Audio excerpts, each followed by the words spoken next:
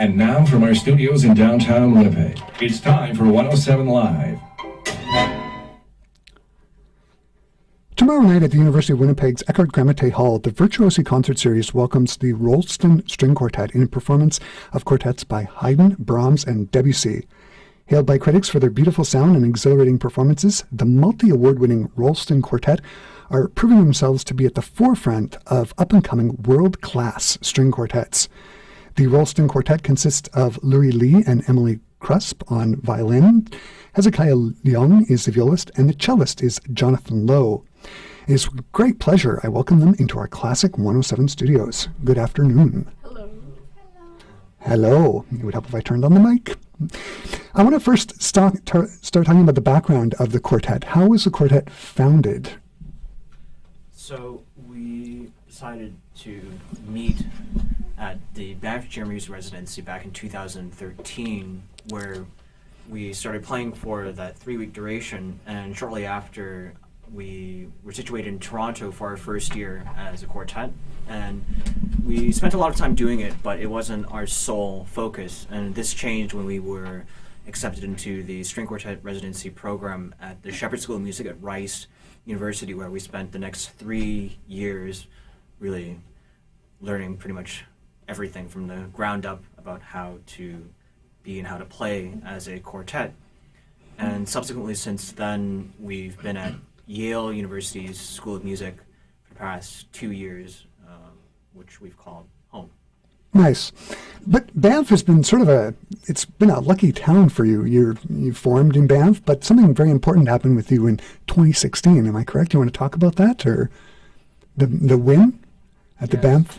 So in 2016, we were very fortunate to get the first prize at the Banff International String Quartet competition, and really that was I think a life changer from that point, where we instantly had many concerts that we would have dreamed of, and it really was a dream come true as musicians. Well, it's a big competition, and it has been for years. And the name of the quartet is, how did the name of the quartet come about? It has a Banff connection as well, right? We're very fortunate to count Sean Rolston among our mentors, especially just growing up as Canadian musicians. And when we were trying to decide on a new name that would really represent us as Canadian musicians that really owe a huge debt to the Banff Centre and for everything that it's done for us, we thought about, well, what would be something very meaningful and significant for us as Canadian musicians that would represent us not only nationally but internationally on a very kind of, I guess you could say, good way. And so we approached her, and she was kind enough to consult with the rest of her family, and we're very honored to use the family name as our quartet name. And I read somewhere you're playing on one of her cellos, or an instrument that's been loaned by the Rolston family. Do you want to talk about that, or no? Luri is playing on Shauna's father, Thomas Rolston, his violin, which is an Italian violin. Nice. Tononi from the 18th century. Yeah, that's great. Okay, so I want to talk about the concert tomorrow night. You're playing a program of Haydn, the Haydn Sunrise Quartet, and the Brahms Second Quartet and the Debussy Quartet. I want to start with the Brahms. Brahms' first string quartets were written in 1873, the Opus 51 set. What is it about the second? Why the second? Is there a connection to it? And how is it different than the first quartet? I think for us, we really gravitate towards this A minor quartet because, I mean, certainly it embodies, you could say, the finest romantic traits of the era, but certainly also that of Brahms as well. I think that there is, you could say, some slight trepidation when people approach the string quartets just because of how they are written, how they're scored. And there are some, I don't want to say issues, but there are some challenges that are a little more perhaps thorny than that you would find in his his chamber music that features a piano. Right. But at the same time, for us, I think we really gravitate towards certainly the different characters that are in this work. Certainly there is a pervading sense of melancholy. Yeah, especially in that second movement. Yes. Yeah. That really permeates through this entire work. But at the same time, there's, I think, a lot of humor as well, and there's a great Hungarian spirit.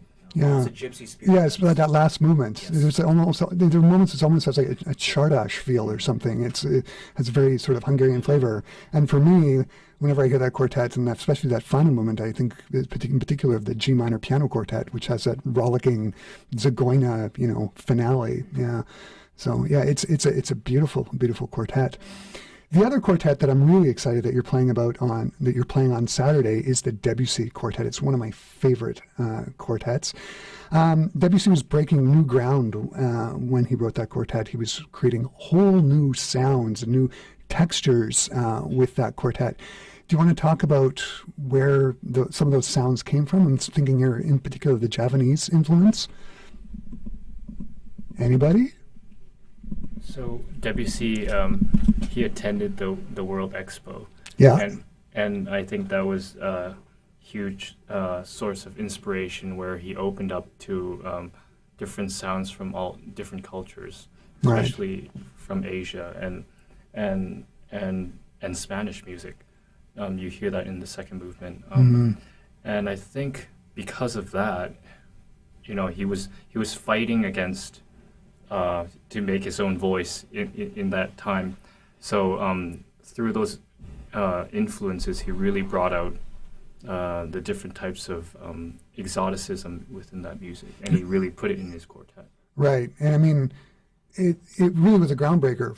After Debussy, we get the Ravel quartets, and then after Ravel, we get the Bartók and the Shostakovich, and we get these sort of quartets where it's less about having the string quartet being a beautiful, homogeneous sound, and more about bringing out textures and different sounds that the string quartet is capable of.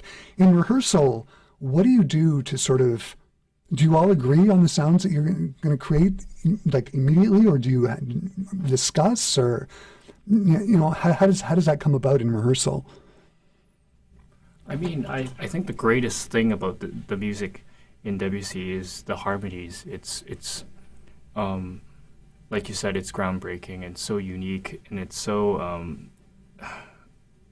different. Where I think, so basically, if we talk about each chord, we have a certain feeling of like if it's C major, D major, or whatever, and what inversion, what type of chord it is. We just have a certain feeling that we naturally feel towards it as a group. Right. And so we try to really incorporate that in the quartet rehearsals. Nice.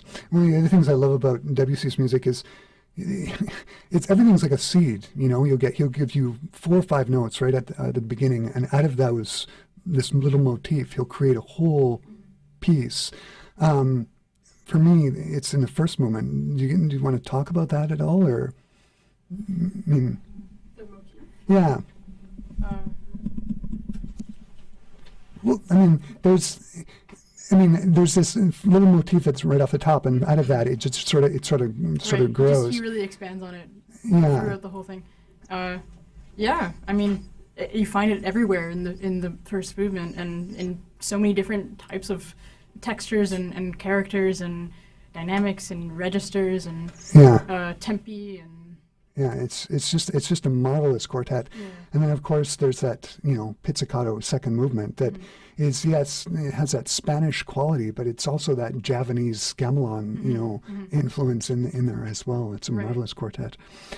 The other quartet is the Haydn, the Sunrise Quartet, one of his most famous quartets. Whenever I'm in a bad mood, I always, I find Haydn always puts me in a great mood, and it doesn't matter if it's his piano sonatas, but in particular his string quartets always sort of uplift spirits. What is it about Haydn's quartets that are immediately endearing not only to audiences but string quartets? String quartets are, they're playing them constantly. What is it about Haydn's quartets?